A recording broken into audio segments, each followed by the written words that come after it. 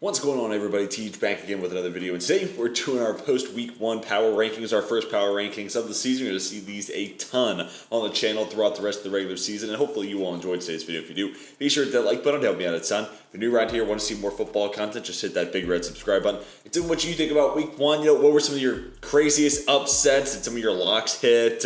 And just give me some of your takeaways from week 1. Who's legit and who are you concerned about? Love to have your thoughts, and it's a conversation down below. I respond to just about every comment. So let's talk about the NFL in the comment section. So this is, a little bit based off my way too early preseason, power rankings. I would have loved to do a true preseason one. But that being said, the reason you don't have the arrows is I kind of had to make a preseason one and then gauge the movement I would have done based off of the results of week 1. So this will be a little bit of a combination of preseason plus week 1. But with that being said, I am slow to move. Teams who lost are not going to make this seismic fall from number 4 down to 24 or anything like that. And teams who had good wins are not going to be pole vaulted from 30 up to 10 or something like that. So change is gradual, change is slow with these power rankings, but I will hit on who is sliding and who is moving up. And then next week, you'll start to see the arrows and the numbers to indicate who rose how many spots and who fell how many spots, just in case you were around for last year's power rankings and wondering, where are those arrows at. So let's go ahead and start talking about it. Jacksonville Jaguars, sorry, Jags fans, kind of lived at 32 for a lot of my season last year in these power rankings, but that's kind of where I have to have you right now. It still didn't look great. I'm concerned about the wide receivers, to be honest. And, Trevor Lawrence, we're still waiting to see that step. We're still waiting to see it. So you had some moments, you fought back, and hey, bright side, Travon Walker. I think part of, the excitement really should be, maybe the pass rush potential there, but his ability to read and react, given his athletic ability, I think that's where you find an edge. And, Aiden Hudson was a great athlete, but Travon Walker, if he's going to be able to read screens and, create them, make them into turnovers, generate interceptions like that, okay, then maybe that's where his athleticism gives him a little bit of an edge. So something to be excited about there and hold your hat on if you're a Jags fan. Then the Jets, and this is, partially taking into account Zach Wilson not playing. This is Joe Flacco. So this team will get a little bit of a bump too when Zach Wilson comes back, but all in all, it didn't really look great. I mean, the defense looked solid. The defense did, I think, enough to win, honestly. Sauce Gardner played a pretty good game. DJ Reed didn't look bad. But ultimately, give enough time for the Ravens, and they'll find the end zone. So that's kind of what happened.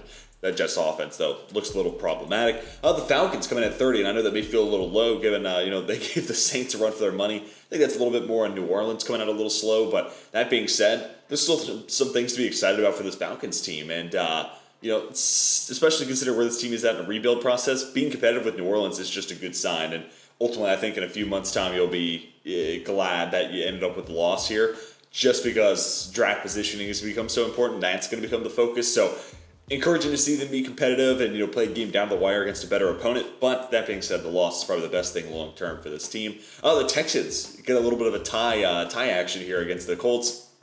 And I think that's kind of who the Texans are going to be this year. I think the Texans could kind of be this year's Detroit team, where they're 3 or 4 win team, but they're the point differential is pretty close. They lose a lot of close games. They find ways to win close battles as well. So it's kind of a chippy 4-win team or something like that. I can totally see that being this year's Lions team, just being in Houston. So encouraged with what I saw week 1. And I mean, If you had any concerns about me saying the AFC South is the worst division in football, which I had plenty of blowback against that. A lot of people wanted to say, the NFC East. Have you forgotten about the NFC East? Yeah, well, the Commanders beat the Jags, and you had 2 teams tie. And then also had the Giants beat the Titans, which we'll talk about that here in just a moment. But yeah, the AFC South's in a pretty bad spot. Panthers come in at 28, and this team could have obviously taken a step forward had they held on and gotten a win, but a little of a slow start there for Baker, but then started to pick it up. So the other encouraging sign I got from this one was outside of Ikem Ekwonu against Myles Garrett, the offensive line looked pretty good. So I think it's a solid step of progression there, and Icky's going to get better with some more time, and Myles Garrett makes a lot of people look silly. So I wouldn't be too concerned. Now, Icky did have a little bit of a problematic preseason, but all things considered, again, I think he'll make steps as we go along here. So that Carolina offensive line might be in a pretty okay spot here pretty soon enough. But, the reason I took the Browns in this game is the same reason. Sorry, Panthers fans, I'm not going to take y'all's win total over. I just can't bet on Matt Rule and Ben McAdoo. And we kind of saw why this weekend. The Lions thing come in at 27. Really fun battle against the Eagles. And that's kind of what I think the Lions could be this year. They're kind of like what they were last year, where they'll lose games, but it'll be close. I do think the Lions probably leave this, what I call the bottom barrel, get out of the bottom 8. Especially once you add a Jameson Williams in the mix and the wide receivers become that much more potent. But still really encouraging to see this team be able to compete with a team that I think is, double-digit win caliber squad and get ahead of the playoffs in the Eagles. So also want to shout out Jeff Okudah.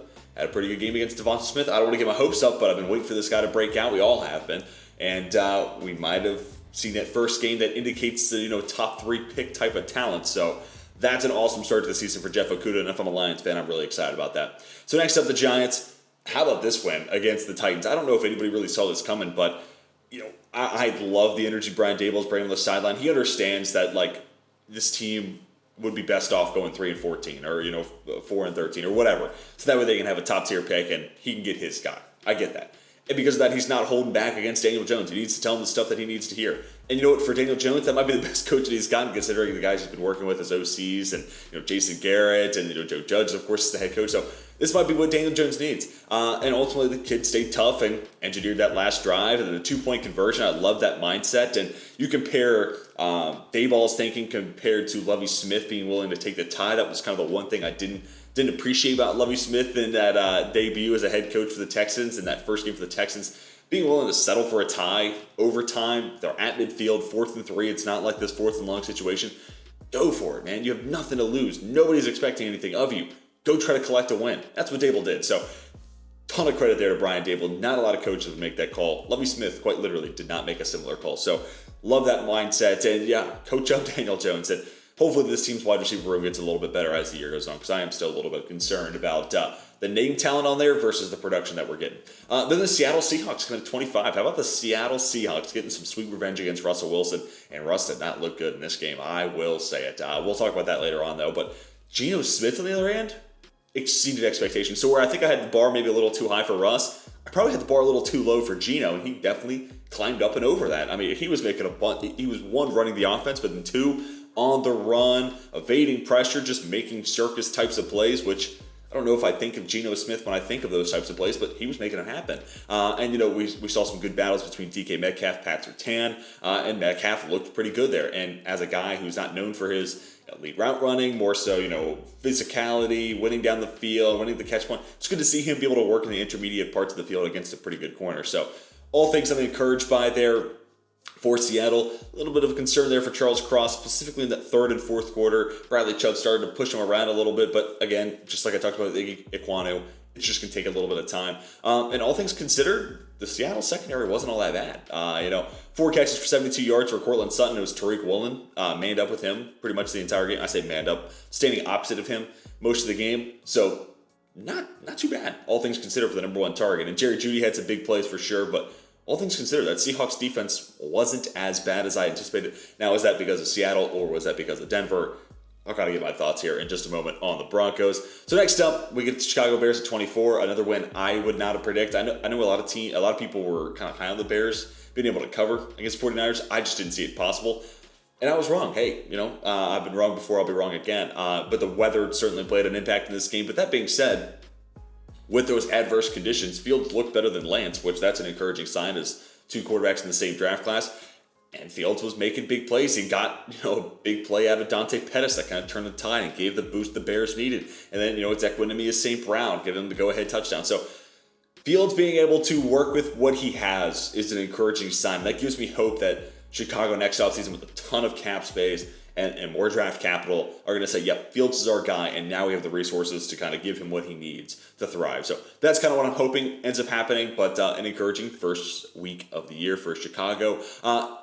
That being said, I am interested to see what this defense looks like against Green Bay. The weather negates so much of what the battle really could have been between San Francisco on the offensive side and Chicago's defense. So now we get a really good look, and it's going against revenge Aaron Rodgers. So good luck there, Bears fans. So then we get the Pats at 23. Man, I think we need to come to terms with this. Sorry, New England fans. You win on the perimeter, and this team is devoid of perimeter talent. The secondary, I guess, wasn't all that bad. The big play from Jalen Waddle, but all things considered, wasn't terrible. But still, I think that's going to become a problem down the line. There's just not enough name recognition, and there's not enough talents that we can, point out at this point in the year to say, hey, that's going to be somebody who can come up with a big stop, create a big turnover, slow down that number one wide receiver in a big game. I'm just still concerned about that. And then, you may have a good amount of wide receivers, but that doesn't mean the amount of wide receivers you have is necessarily good. There's just still no dude. They just need a playmaker. They need a number one guy. And I think we just need to start coming to terms with what a lot of the offseason rhetoric was. This team doesn't have a lot of outside talent, and they're going to suffer because of it. So then the Cardinals come in at 22, and yeah, disappointing a start to the season there. Obviously no DeAndre Hopkins, but that's still no excuse for the offense to look as lethargic as it did. And then also Vance Joseph, dude, you've done great things with this defense. You've exceeded a lot of my expectations, and I know this is kind of who he is.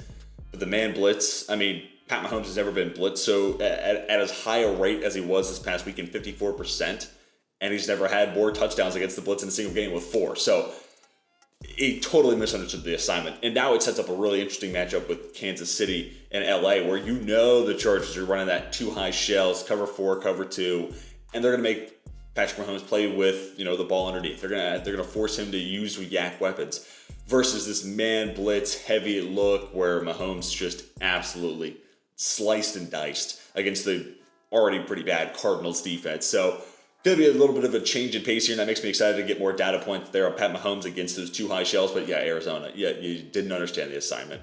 Titans coming to 21, and this is kind of where we get to a point where it's like, hey, I understand the Giants beat the Titans, but we are baking in my way too early rankings in here, and I had the Titans pretty well ahead of the Giants. And part of the loss, I think this is where this team's heading. At least I hope. I hope I'm not right there, because if Week 1's any indication for what this team's going to be the rest of the year, if that's the team we see for the rest of the season, this team's headed towards the bottom barrel because it did not look pretty in a lot of different ways. I'm still massively concerned about being able to win on the outside. Same thing we talked about with the Patriots earlier on. Now, granted, I do feel better about Tennessee's defense, so that's encouraging. But this is also a defense that's obviously feeling the loss of Harold Landry. I'm already not really the biggest Bud Dupree fan. Jeffrey Simmons is a monster. They have a nice secondary, but that being said, that offense looks like it could be a rough one to watch this upcoming season. There's still time for this to turn around. Obviously, I'm not writing the entire season script here, but if Week 1's any indication for the Tennessee team we're going to see the rest of this year, it can get rough quick. Colts coming at 20. Obviously, they tied the Texans. Kind of benefited again going back to that overtime play. What if Lovie Smith decides, hey, I'm going to go for it, gets it, and then puts himself in a field goal position? We can talk about the Colts being a handful of spots lower because they're coming off a loss to Houston. So not encouraging start to the Matt Ryan tenure and era as the quarterback for the Colts, but Michael Pittman looked good. That's an encouraging sign. He's kind of taking those steps forward. I've always considered him as like a really nice number 2, that 1B, where he's kind of a 1, but really does play well off of another alpha guy. Maybe he's just going to lose that B in his label. Maybe he's just a true number 1. Still looking for that number 2 target, though, and that kind of felt evident. So hoping for a nice bounce back in Week 2, but it wasn't really that pretty in Week 1 against a team that the Colts should have beat. I'm sorry. Look, the Texans, I'm excited for their future, but the Colts are a better team right now. So to come away with a tie, that is not the way this team should have started the season. Number 19, the Washington Commanders, and a team that now we're starting to get into a little bit of a different tone here. We're starting to go from teams that disappointed in Week 1 to teams that I'm actually a little kind of optimistic about. So the Commanders. How about Carson Wentz just kind of battling it through? And a couple of, I'd say at least one pretty rough decision, but then the Travon Walker interception on the screen, I almost think of that more as a nice play from Walker versus a bad play from Wentz. So I don't really hold that against him too much, but also for first 4 touchdown game in like a handful of years. And then Jahan Dotson. Look, I'll be the first one to tell you, I had him behind Christian Watson in my wide receiver rankings. I would have taken Treylon Burks over him. But dude, was I wrong. Wow, his ability to win at the catch point and his control of his body, I think I understood that was his biggest strength, but I underestimated how much that would help him right away. So if he's going to be that type of guy, opposite of Terry McLaurin, I feel that much better about Carson Wentz because Wentz has had a good track record working with guys who can win like that. So maybe a little bit small on frame, but if Dawson's getting it done and if he can out-physical bigger bodies, then hey, by all means, run with it. It's yours. So encouraged by that, and of course, I love Terry McLaurin. He's going to continue doing what he does. So if that offense, kind of lives and dies by Carson Wentz, embraces the big plays that'll come while understanding, there's going to be some ugly, but we have a good defense, so let's just let Wentz do Wentz. All right, I could be a little bit more excited about this team. And also, I just want to call out Scott Turner. Again, another big fan of Scott Turner and how he operates as an OC. Movement, play action, and I think this is kind of the offense. Now that I feel like before he was playing with kind of the B-list toys, now he's got the newest, the biggest, the best.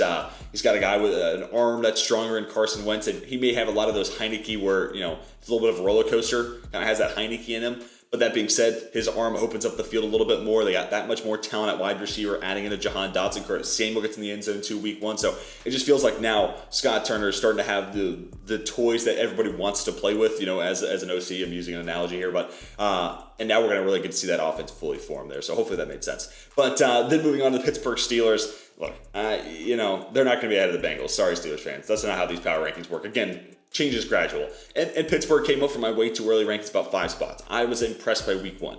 That being said, this TJ Watt injury, not going to need surgery, it sounds like. So 6 to 8 weeks isn't as bad as the entire season. But that being said, that's a massive injury. And I still don't know if we learned anything from this game. And this kind of goes for the Bengals when we get there.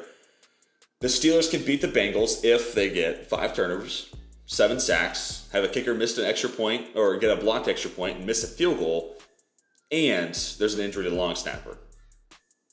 Okay, and this game goes to overtime. So many of those if statements broke in Pittsburgh's favor. So while I am encouraged, this team battled. The defense looked better than I would have anticipated. Again, it's going to come down to, okay, we're going to need TJ Watt to be back and healthy at 100% as soon as that 6 to 8 week window closes. That being said, still concerned about the offense. And if the Bengals don't have one of, if not all of, those sacks, turnovers, missed kicks, /block kicks, this game is very different. Also, the Bengals still could have won if they challenged the Ja'Marr Chase play at the goal line, which then ultimately, instead of being 7, which it probably should have been on the catch, it becomes 3. That entirely takes overtime out of the question. So this game had a lot of fortunate bounces, long story short, for Pittsburgh. But that being said, still to see a Mike Tomlin team fight, these are the types of games that Mike Tomlin steals to get to a 500 record somehow, some way. So Pittsburgh doing Pittsburgh things, especially in week 1. The team always comes out ready to fight at the beginning of the season.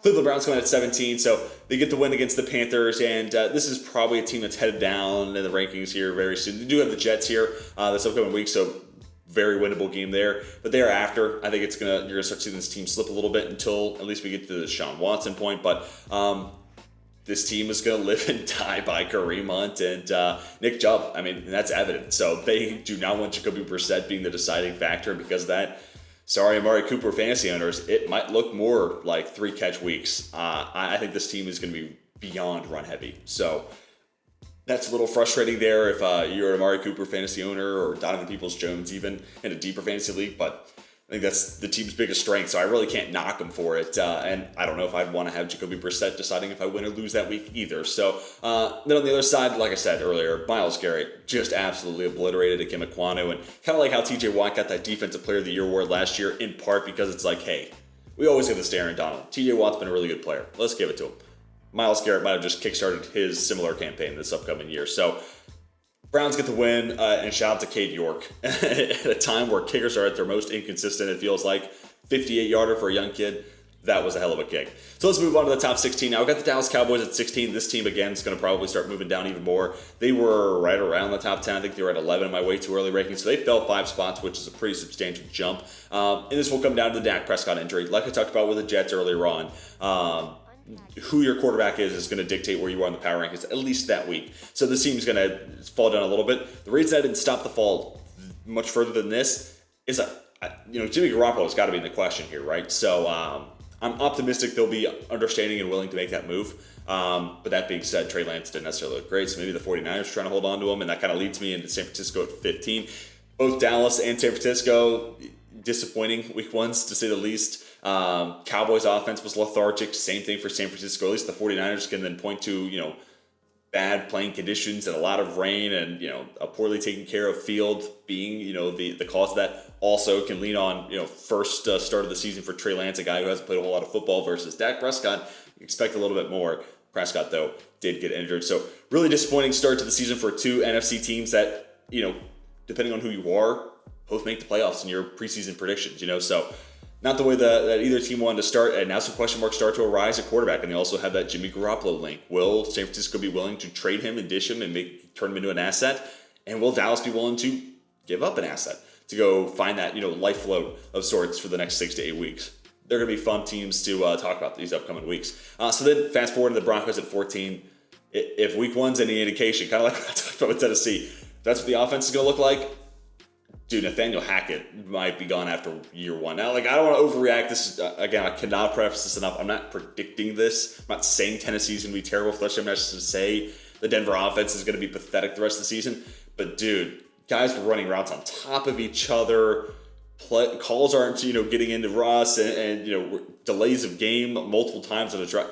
It just looked ugly, which is really disappointing considering how much I was excited about that Nathaniel Hackett hire. I was talking him up, and he did such great work as an OC with Blake Bortles, and he got Aaron Rodgers to play within his system and made him a back-to-back time MVP winner. All right, now he's got Russell Wilson. May not be the same prime Russ that we once saw, but he's still got Russell Wilson. There's some talent there to be worked with. Great wide receivers, a solid enough offensive line. Dude, Nathaniel Hackett, kind of like we talked about Scott Turner earlier, he's got great toys to play with here. He's got awesome weapons at his disposal. Dude, week one looked rough. They just did not look like they're on the same page whatsoever. So that is going to have to change ASAP. And, we're talking about this team being matched up with Seattle, who I would have told you is one of the 3 worst rosters in the NFL. The Broncos are trying to be playoff competitive, and this is the result you get. This could certainly, I know it's week one, and, we kind of forget about these early games, but this could certainly be one of those games where the Broncos miss the playoffs, and we go back and it's like, well, what games could they have flipped? Oh, yeah, that week one where they lost to Seattle, who ended up being rough and kind of the team we anticipated them being. Oh, well, yeah, if they won that one, they're in. So this might be a game that, early on comes back to haunt Denver. And, dude, the way they looked, I am not feeling confident in the Broncos. So it's going to be interesting to see the rhetoric around this team this upcoming week. Then the Raiders come in at 13. So I know they lost the Chargers, but we are talking power rankings here versus what your record is. So this Raiders team, for all I care, could go 8-9, and they'll probably live somewhere on the screen just because I think they're that good. They have so much top end talent that I think they deserve to be in that, at worst top 20 conversation, at the absolute worst. But top 16 feels about right because they have the best wide receiver in football still, and they have Derek Carr, who I know had his turnovers, and it's a complicated offense to learn with Josh McDaniels. I think that's going to get better moving forward. I'm not that concerned about it. And you still have Darren Waller, you still have Hunter Renfrow. And then on the other side, Max Crosby, Chandler Jones. So I think there's enough top-end talent to keep this team somewhere in the top 16, top 20. These power rankings, even if they do have a rough record, so just had to get that one out before I start getting criticized for it. So the Raiders are going to be a fixture on this specific page. So disappointing week one, but they still battle tough. And again, we're talking about a game with 3 interceptions from Derek Carr. So the rematch later on this season, don't be surprised if the Raiders take that one, especially as the offensive line gets more chemistry and continuity as well. Saints come in at 12. Yeah, maybe not the route I would have liked to see them get this win with, but nonetheless, a win's a win. And the offense was a little slow, but to then see Jameis pick it up and to start, slinging it around over 100 yards for Jarvis Landry, a couple of awesome touchdown receptions for Michael Thomas, big play for Chris Olave late in that game.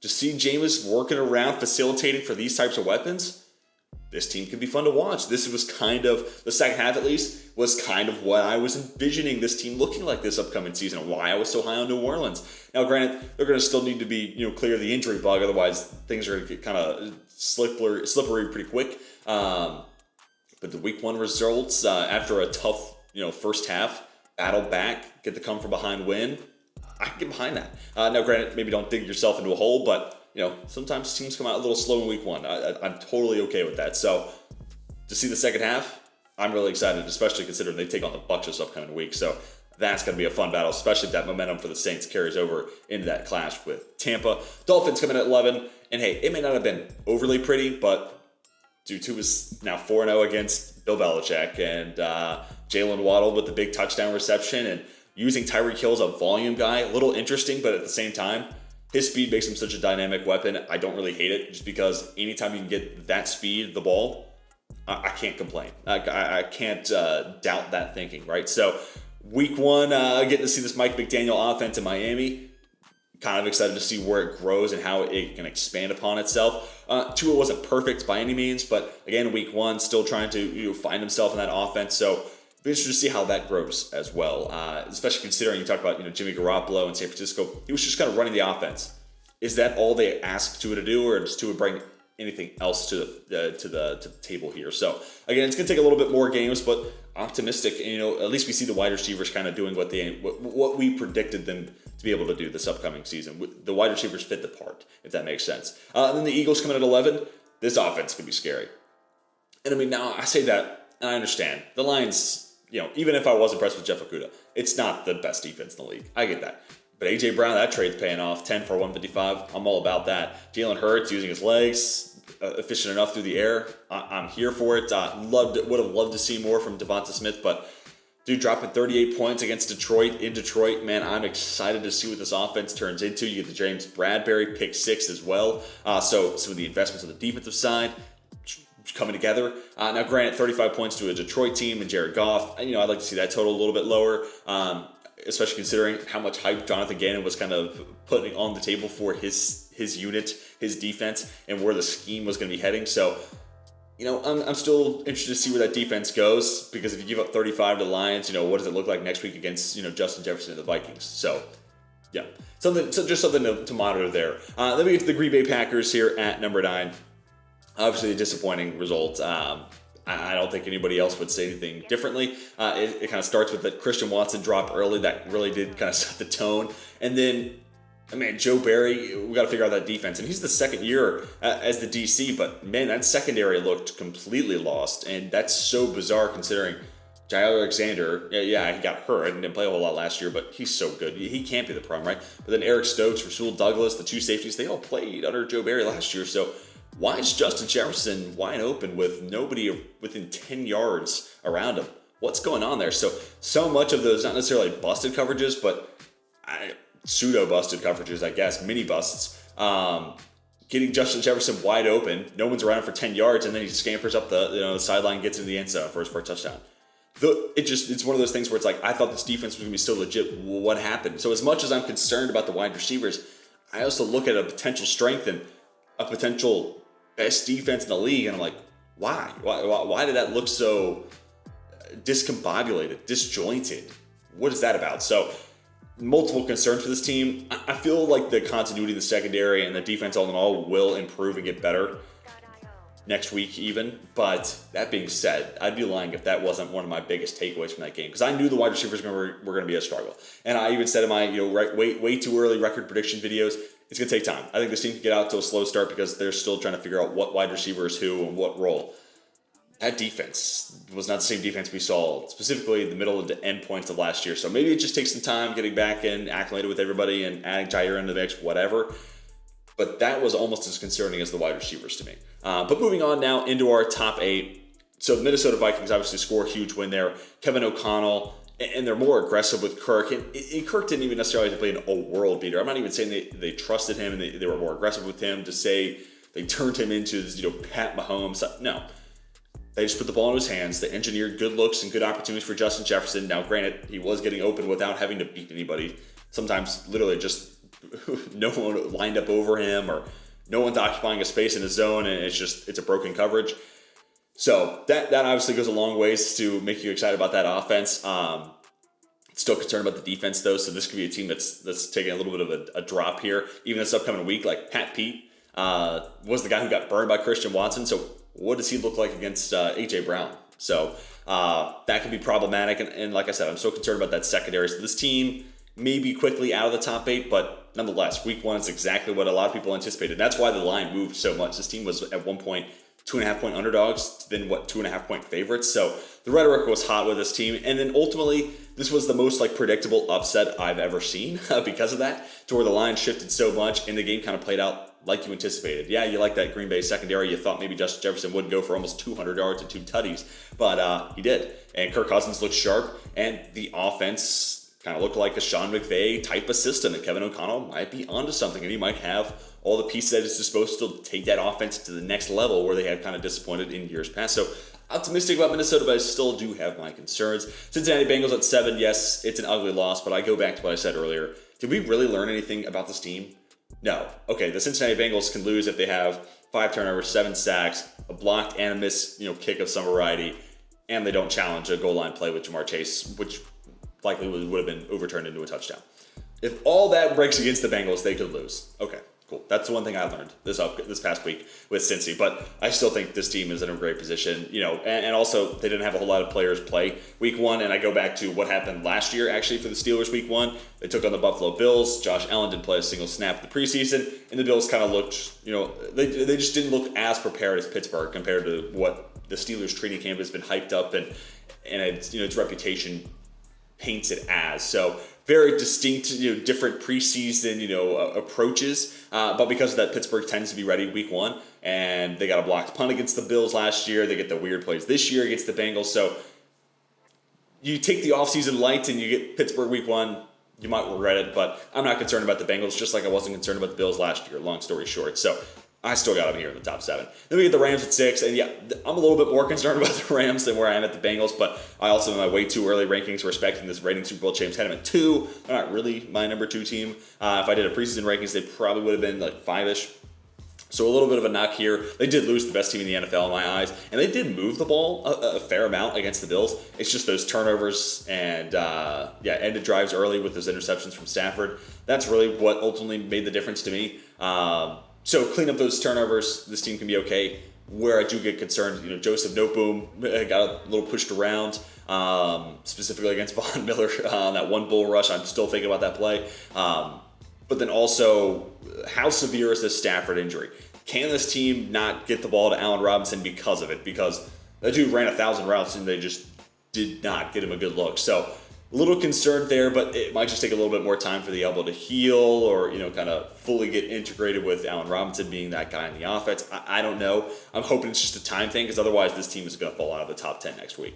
The Ravens at number 5. And look, I know it's a win against the Jets. And it still wasn't a perfect win, but you got a big play out of Rashad Bateman. Lamar Jackson ran for like 17 yards and still looked awesome. So all those things are really encouraging. And you made a bad offense look bad. And, while that's not anything that's to write home about, it's sometimes something you don't see. It sounds insane, but there are random games throughout a year, and there are disappointing outings where a bad offense chucks up 30 points on the board. And the Ravens didn't let that happen. So considering how much hype I have for this defense, granted, losing Kyle Fuller and that cornerback depth kills me a little bit, but I was still so excited about this defense, and I give up 9 points against a bad team.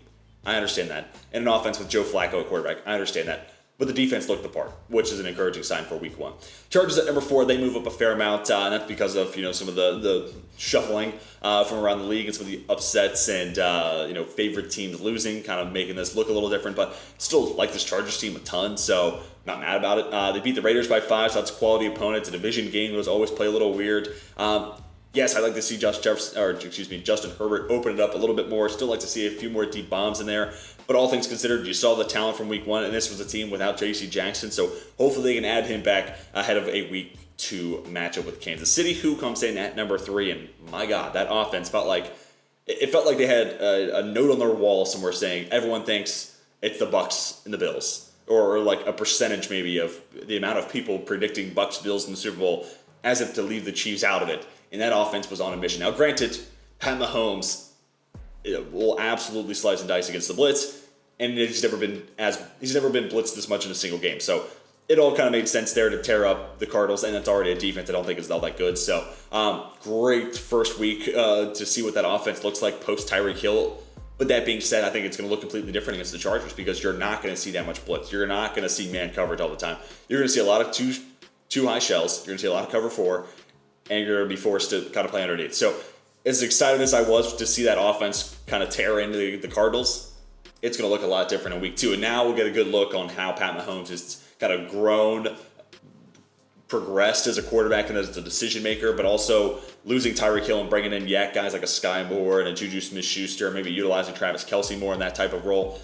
Is that enough change on that offensive side to counteract that too high shell that gave Kansas City fits last year? Tampa Bay comes in at number 2. No surprise here. It may have been a little bit of an ugly offensive night, a little slow for Brady at points, a lot of field goals, a lot of drives ending in the red zone, which is disappointing, but they still beat the Cowboys. And, honestly, give a ton of credit to that defense. Shaq Barrett looked good. Tryon Shoyinka got the step on, whoever he was lined up against a couple times. So I'm excited to see where that defense kind of goes, specifically that pass rush duo, and Akeem Hicks had some nice hurries there in the middle as well.